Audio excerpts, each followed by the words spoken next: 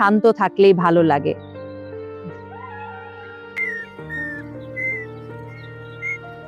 বুবু, এদিক দিয়েই যাচ্ছিলাম, আপনার কথার ভাস পাই আইলাম, ভাবলাম একটু পান খাইয়া যাই। বসো, আমি কিন্তু জর্দা পাতা খাই না। না বুবু, আমি জানি তুমি ওসব পছন্দ করো না, তাই একটু নিয়েই আইছি। বুবু, তোমার দেবরের বউটা তো দেখলাম না, বাপের বাড়ি গেছে নাকি? হ্যাঁ, বাপের বাড়ি গেছে কয়েকদিনের জন্য।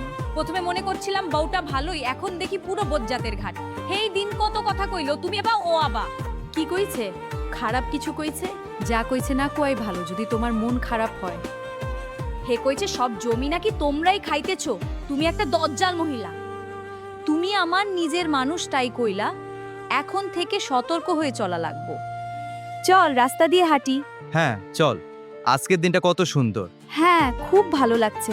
তোমাগো কি সুন্দর মানিয়েছে, মনে হয় আল্লাহ নিজের হাতে জোড়া মিলাইছে। ঠিক বলেছেন। ধন্যবাদ আন্টি, আল্লাহ তোমাদের মঙ্গল করুন। আন্টি নয়, উনি আমাদের ভাবি হয়। সরি ভাবি, আমি জানতাম না। তা কোথায় গিয়েছিলেন? তোমাদের বাড়িতেই গেছিলাম, একটু পান খাইয়ে আইলাম। তোমরা এখন যাও, আমার আবার মেলা কাম পয়রা রইছে। আমি যাই।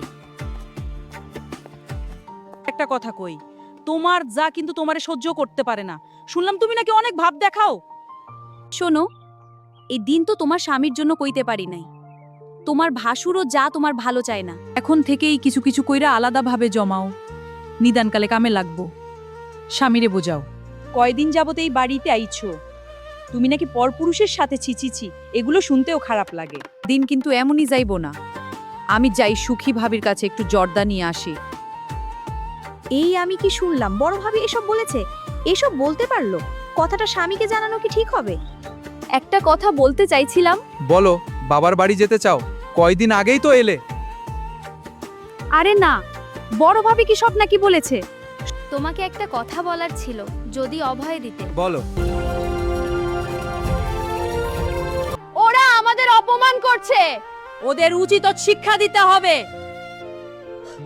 তোমাদের এত বড় সাহস আমার বউকে কটু কথা শোনাও, আজ একটা কিছু হয়ে যাবে। হ্যাঁ, এর একটা ভিত করতেই হবে। তুই এটা করলি কেন? হ্যাঁ করলাম। তুই চালানো সামনে যাবো যাবেন চালো। তুই তো ভালো তো। তোর জন্য আজ হাসপাতালে ভর্তি হলাম, বদমাশ একটা। তোর মতো স্বার্থপর বড় ভাই যারা আছে তার এই দশাই হয়। বড় ভাই নামের কলঙ্ক একটা। এই মেয়ে, তুই কেন এমন করলি? আমি কিছু করিনি। আপনারা থামুন, হাসপাতালে ঝগড়া করা যাবে না। বাড়ির সমস্যা বাড়িতে গিয়ে মেটাবেন। এই অবস্থার জন্য তুই দায়ী।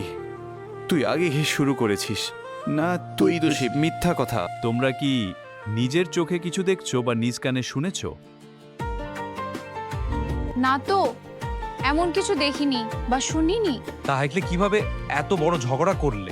চাচি এতক্ষণ যা শুনলাম তাতে বুঝলাম গিট্টু লাগাইছে অন্যজন। আপনারা আমার এলাকার মানুষ, তাই দায়িত্বটা আমি নিলাম। শুক্রবারে আমার ছুটি, আমি আপনাদের বাড়িতে যাব। আমি দেখতে চাই এই ঝগড়ার গোড়া কত দূর।